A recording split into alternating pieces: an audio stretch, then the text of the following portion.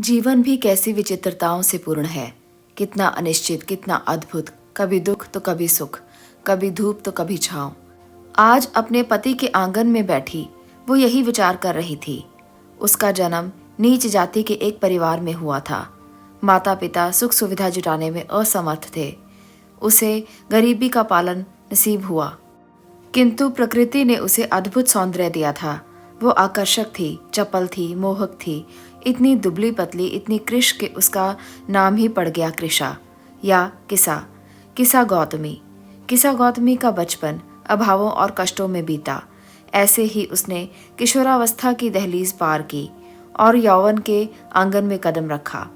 फिर संयोग ऐसा बना कि उसका विवाह एक संपन्न परिवार में हो गया। पति का भरपूर प्रेम पाकर वो कृतार्थ हो गई। उसे लगा उसके कष्ट के दिन बीत गए। अब वो पति की बाहों में सिमटकर सब कुछ भूल जाना चाहती थी। फिर भी उसकी डगर इतनी सरल नहीं हुई।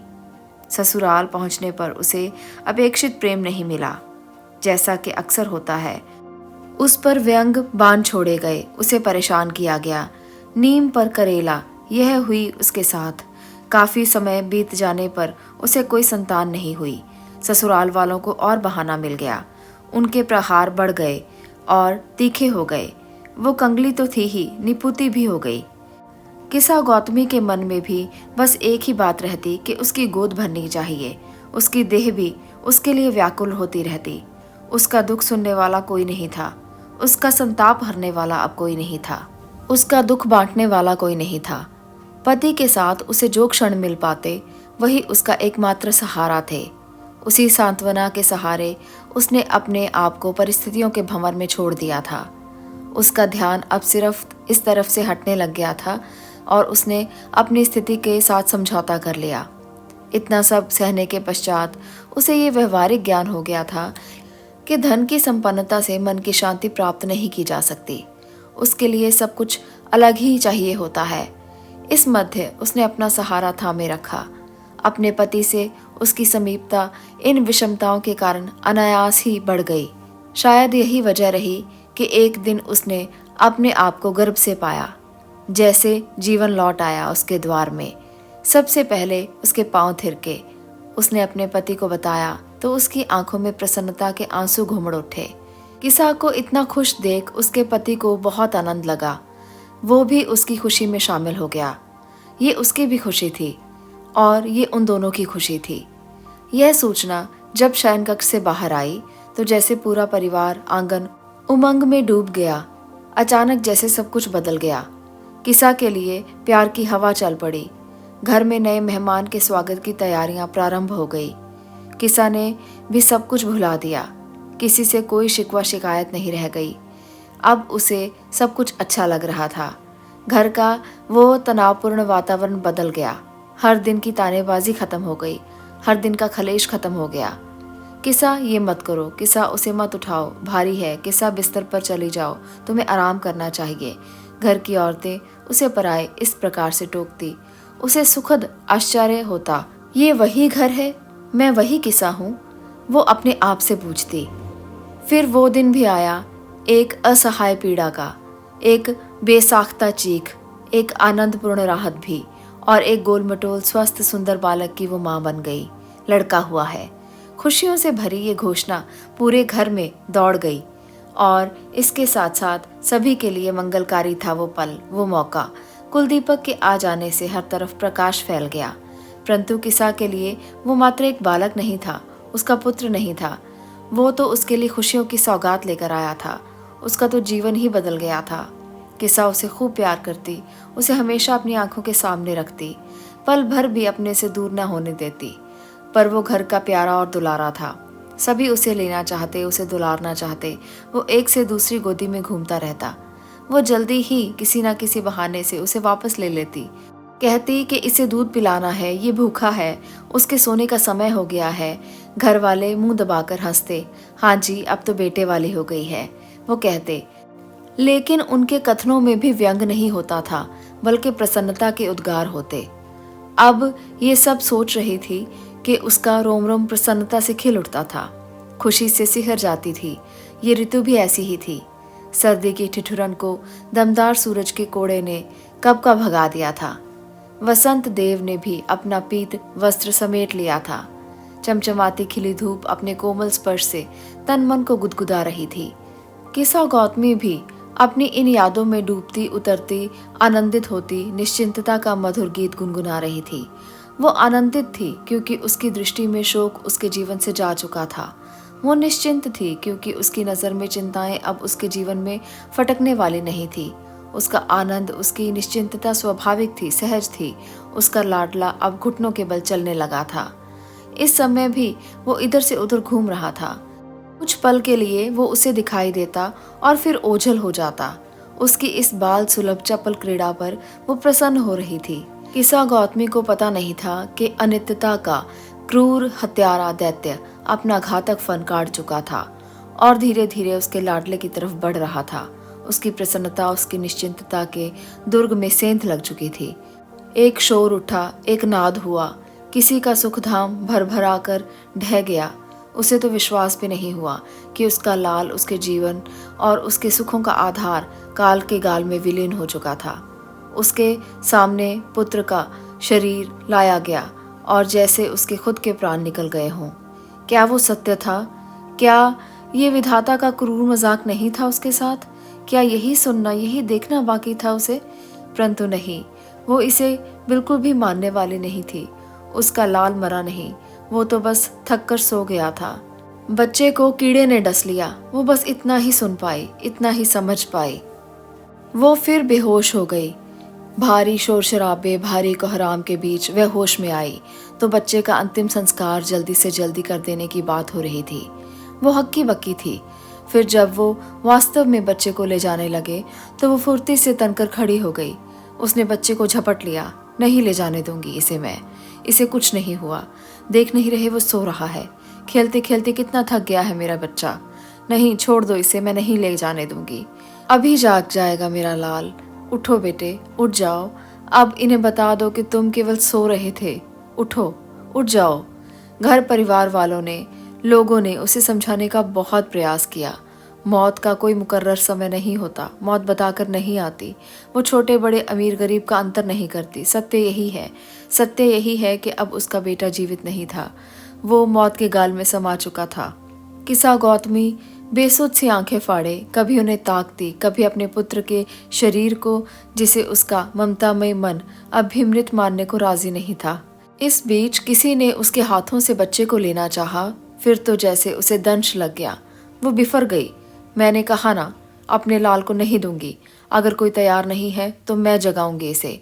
क्या कहा? ये मर गया है? पागल तो नहीं हो गए हो तुम सारे? देखते नहीं इसे इलाज चाहिए। मेरा लाल फिर से उठ जाएगा, फिर उठ जाएगा मेरा लाल। हट जाओ सब। और वो बच्चे को उठाकर दौड़ पड़ी। पागल सी वो इधर से उधर दौड़ती रही, घूमती रही।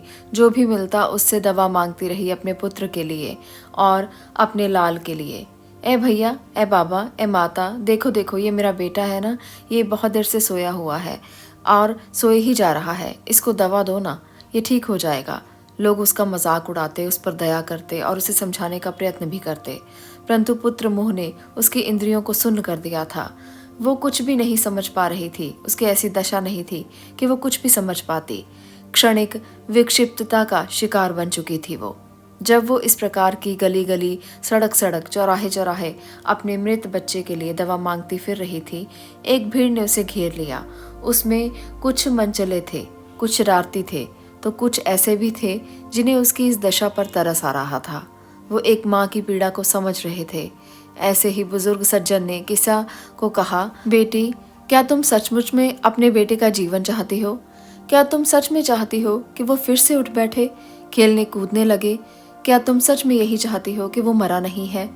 कैसी बातें करते हैं बाबा, दवा की बात कीजिए। यदि आपके पास दवा है तो दे दीजिए। बेटी, पहले मेरी बात को समझ लो।